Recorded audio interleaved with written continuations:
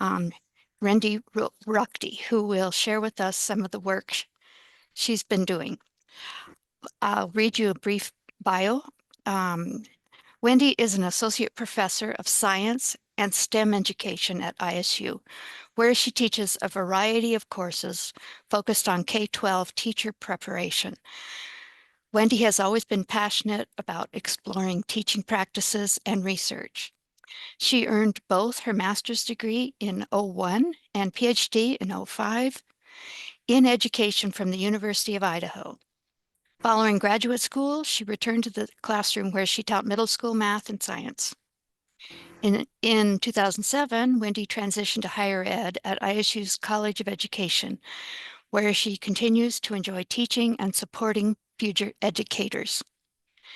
She also directs the popular Master of Arts in Teaching, the MAT program.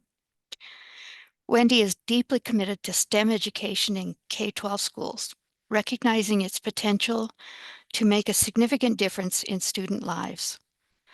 Her research focuses on supporting teachers and principals in Idaho public schools working towards STEM designation. She's particularly interested in exploring ways to make STEM education more accessible and impactful for diverse student populations in public schools. And I'm happy to turn this over to Wendy. We are going to be having approximately 20 minutes of presentation, although we're getting a late start. So in my view, the 20 minutes starts just in a moment. And then it will allow for Q&A session after that. So with that, thank you, Wendy, and let's hear it from you. Fabulous. Thank you. I did not prepare like a formal presentation of using, I won't need to share my slides, but I do have an outline of what I wanted to talk about based on some of the questions that I was given. So please feel free to, jot down your questions, or you can even, I'm fine with interrupting too, and I'll try to make it concise since we're 10 minutes in now.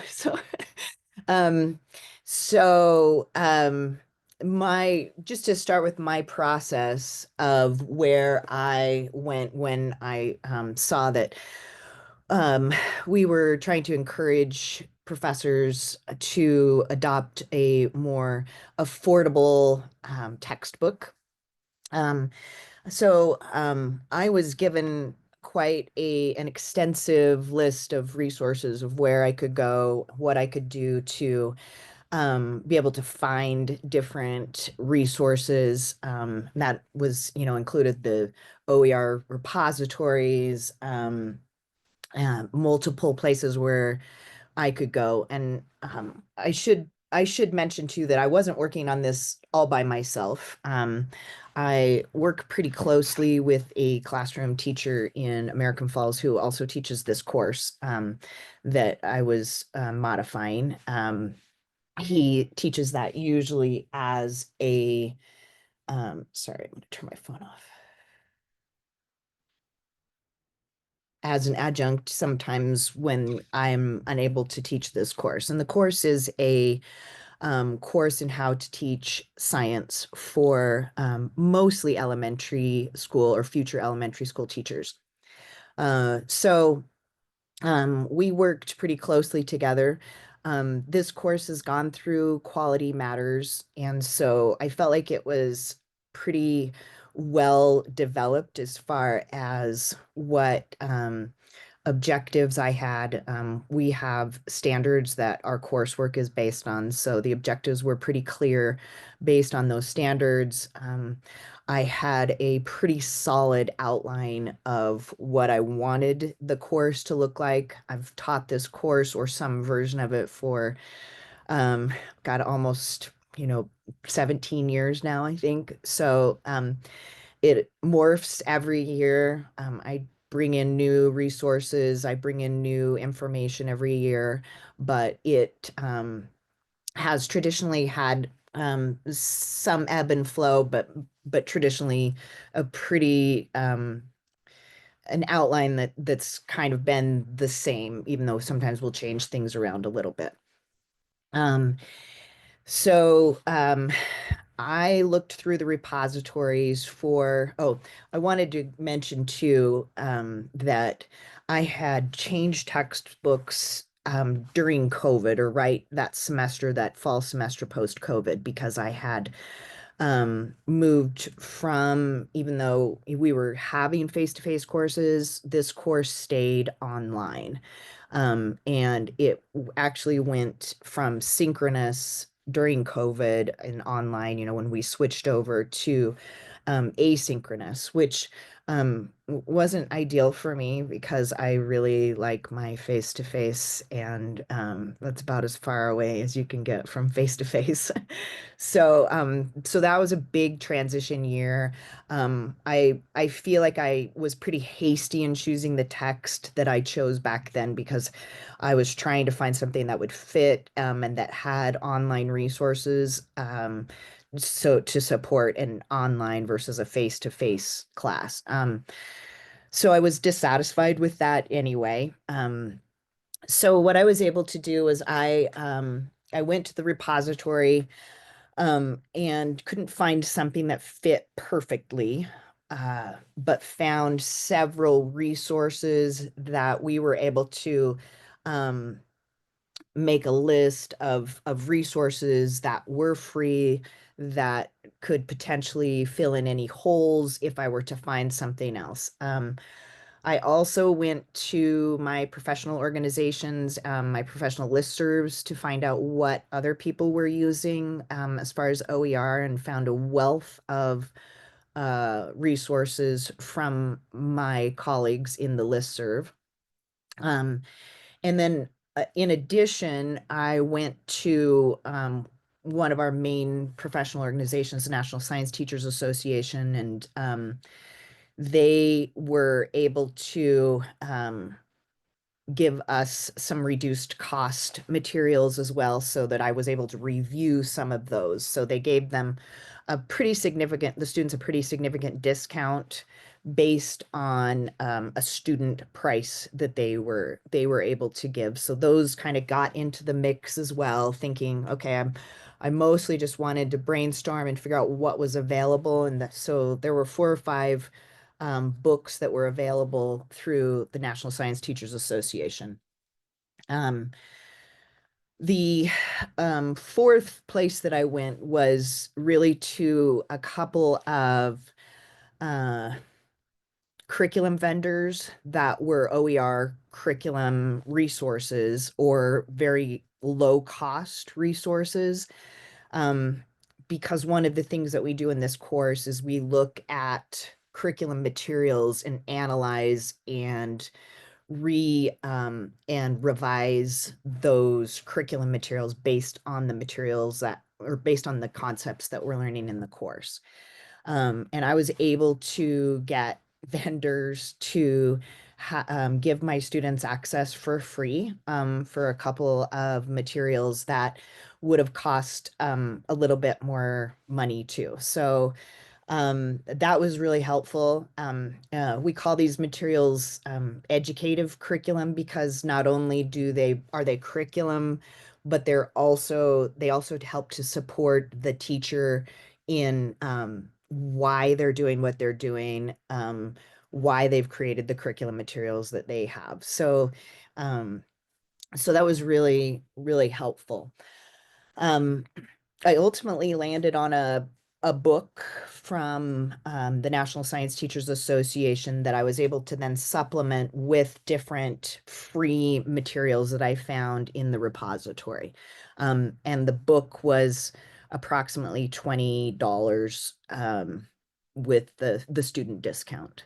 So we went from about $150 textbook that I was pretty unhappy with to about $20 that students ended up paying. So, and me being much happier with the resources. So, I felt like that this was, the stipend itself was valuable, but it was more valuable for me to have some accountability to do what I initially wanted to do anyway, which was to revise, to be able to have better materials, to be able to think about the course in a way that was perhaps a little bit different, update it with some materials that maybe I didn't know about initially. So overall, a super positive experience for me to be able to participate in the program, have the support that I needed from the university, from my, department chair, from the college. So, and with that, um, open it up for any questions, anything I didn't address that you would like me to address. Um, Yes. Thank you, Wendy. What questions are out there? like, hey, when you have your hand raised, Yes. like, hey, when Um, even my as a as a new faculty member who is working through a course, you said something about quality matters. What does that look like? I don't know that. That's new. So, and I don't know if we're still doing the Quality Matters program or not, honestly. So a couple of years ago, ITRC put out a call for people to go through the Quality Matters course. So it was a way for us to get support from instructional designers. There's a beautiful rubric that goes along with it. They will review your course, then you fix things based on their review, and there's even a student review part of it that you can go through. And we used to get a stipend for that, but I don't know if that's still an available program through. Is it? Laura's nodding her head. So I think that would be important. There you go. Yes, and it is available through the ITRC. I know they're linking it through Canvas now. I'm gonna find you a link and I'll put that in the chat. I think Ajit put it in. I'm bookmarking what he gave me. Oh, good. Okay. Right. Yeah, so that is just a wonderful way to just have somebody, especially those of us who um, we understand in our, at least in our department, we understand what good teaching looks like face to face. So when we transitioned to online, that was a struggle for me too.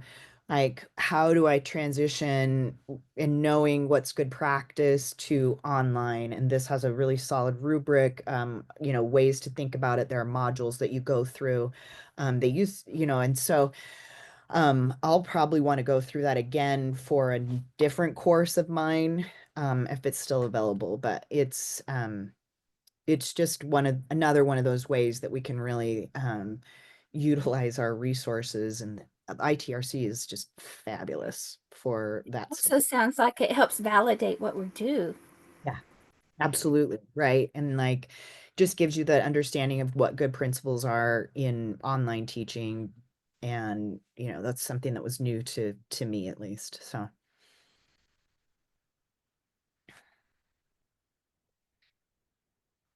Great.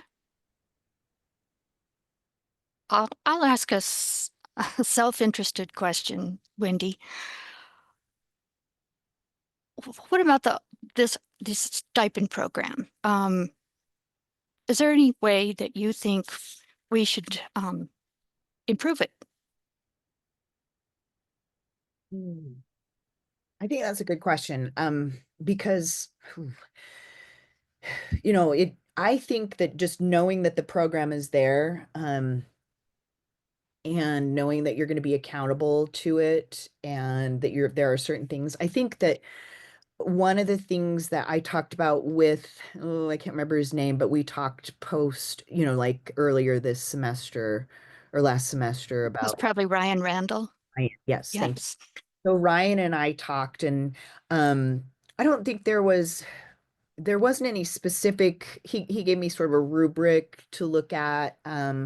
The requirements weren't super specific, but I also think that's kind of good because everybody is doing something different, right? If I was forced to just do free resources or just from this certain list, or just in a certain way, I think I wouldn't have had a rich of an experience, but maybe, I don't know, maybe a check-in every, I don't know, couple of months or whatever. Where are you at? What are you doing? How's it going? But I found the autonomy pretty motivating, to be honest. Like I knew I wanted to do this, and so it was just a little bit of icing on the case to get on the top of the cake to get, a stipend too. So so yeah, Oh, not a great. lot. Sorry. Thank you. Well, that's helpful. I just think it's really good to, we've been talking in the PI committee, the teaching effectiveness committee, about Mhm. how things like a culture of, and like really valuing teaching at ISU. And I think having programs like this that say, we value it enough that there's, it's not a ton of money, but boy, it's sure like gonna help support you, and maybe people want to use that as summer money, they don't have to do something else. Mhm. But it just, I think even just sends a message that it's something that we value at ISU. So, and that we value like not spending hundreds of dollars on a Right. text. There are things out there. You just have to find them, right? Right. That was great. So, Wendy, I I find it interesting that you took advantage of your professional network. I think you are saying that you connected with your listserv. Yeah. So is that something that's come up that you noticed, or was that I mean, did you just take a you you know, the listservs are really helpful. They let you ask questions, and other people have done it before, right? And so they often are willing to share and say, yeah, this worked really well, and this is how I did it, and these are some resources to get started, right? I mean, had you seen other people talk about OER on your listserv before, or was this kind of a something new that you put out there? So it was something new that I hadn't found in the listserv yet, but we do at one of my professional conferences that I go to, we do a syllabus sharing because a lot of us are teaching this very same course. It's a conference for science educators. So so as we've done the syllabus sharing sessions, it has come up in those in the last couple of years, but I haven't seen it on the listserv itself. And so I just decided I was just going to put it out there and say, is anybody using and what are you using? And that's where it was helpful because then I didn't, like have to dig as closely through every single thing. But most people, it also kind of validated that I was like, I'm not finding a one size fits all, like this one thing that's going to work, but here are the things that I found. And so it does seem to be a really collaborative group in this particular listserv. And so I've actually gleaned a lot from this group of, really smart professionals that have maybe done some of this work already. So that is helpful if you've got that available to you. Which I Oh, thank you. That's really helpful. Yeah.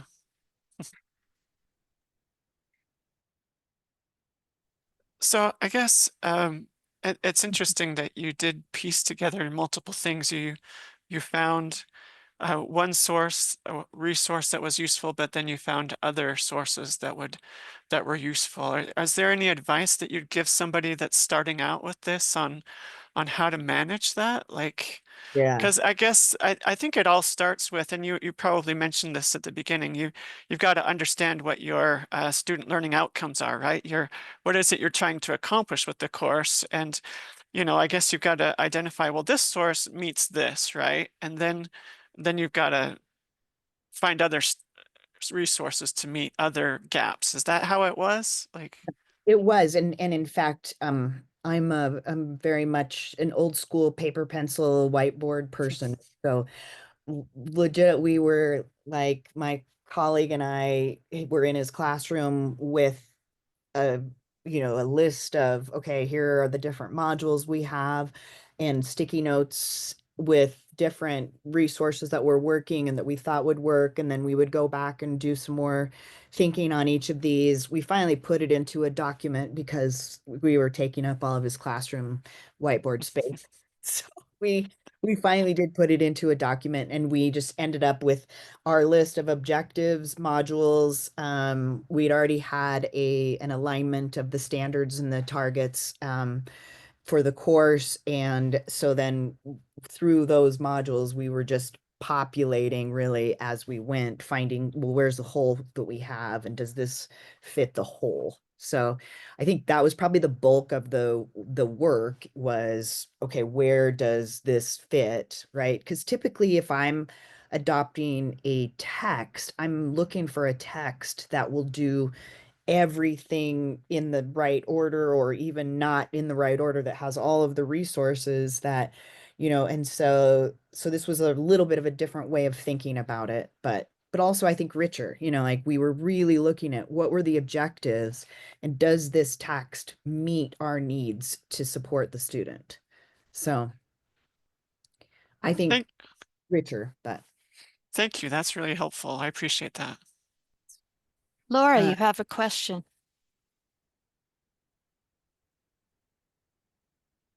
You're muted, Laura.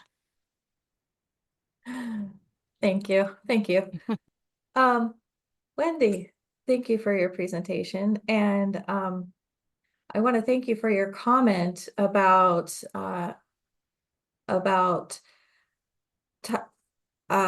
it might be helpful to touch base once in a while. And I've been thinking about that, as in maybe the OER committee, and I want to pick your brain, two things.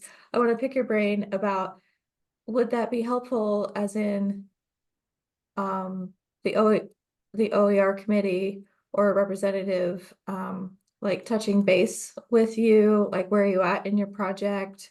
Can we offer help? And I'm speaking from a personal level because I'm guilty of working with somebody, and Elaine can speak to this. I'm guilty of helping someone and then they drop off my radar only because I get super busy, and they were on my task list, and then they fall off because you know we can be overstaffed, and then the end of the year rolls around and they're already done with their project. But I'm just wondering, as uh but maybe we could bring that to the committee level and have a more structured process of touching in with someone, throughout the year to make sure that it's at that committee level. So it's not just on one person to touch base and it doesn't fall through the cracks. Um, yeah, I yeah. I don't know, again, like I felt like I knew where to go if I needed support. You guys Yeah. already sent me out a lot of resources. I don't know, that might be helpful. We were on a timeline that was we knew, okay, well, this needed to be ready to go by fall. So we were on that timeline trying to work through it. And so I don't know if it would have sped things up at all. I doubt it, because we did work some summer hours on this, and that was kind of necessary. Just it's hard to make a lot of changes when you're in the middle of a semester, at least for me. So but that might, I don't know, it depends, I suppose, on like what is the completion rate of, are people completing that apply? Yeah. I Well, guess that's something to think about, because if we're holding you accountable, we should hold ourselves accountable, you maybe know. a little check-in, probably just a reminder too of like, you're gonna presentation later on. So Yes. Okay, next question. So you mentioned you mentioned finding resources in the repository, and I'm wondering which repository you were going to a lot. Which did you find the most useful while you were searching? so for the most part, I used the OER Commons. Okay. Mm. Yeah, I like that That one. was nice because it was just searchable, and it felt like it was pretty complete. And I was finding some overlap when I would go to other ones, but that was really the big Mhm. the big place that I went. And I don't know, some of the things that I did find, it was the National Repository, nroer.gov, Hmm. Hmm. that I remember, and those are materials that are really more focused on K-12 education though. So those, and I'm not getting it to come up right now, but I can give you that link. But that was at the time, which again, not coming up. I don't know if it's because I'm just slow on my, but that one is more focused on K-12. So that was something that was good for me because I also in my course try to at least show them where they can go to find good free resources. This is a science education course, so Yeah. um one of the big problems that schools, K-12 schools have, especially elementary schools, is they don't have an up-to-date text for science. They don't usually have a lot of materials for science because it's just not a priority. And so helping them to also find their own free resources that aren't that are at least vetted somewhat was important to me as well. So Yeah. If that's not on our OER subject guide, the OER.gov, I'm gonna look. I would definitely like to add it. Yeah. Thank you. that in, but it, like I said, it's not coming up, and I've not been there for a long time. So Kaylin. Two comments. One to Wendy about why it might not be coming up. Currently, the 18F group for .gov were fired. They were fired Friday night. So hopefully that will come back online, but that's one of those things that's happened.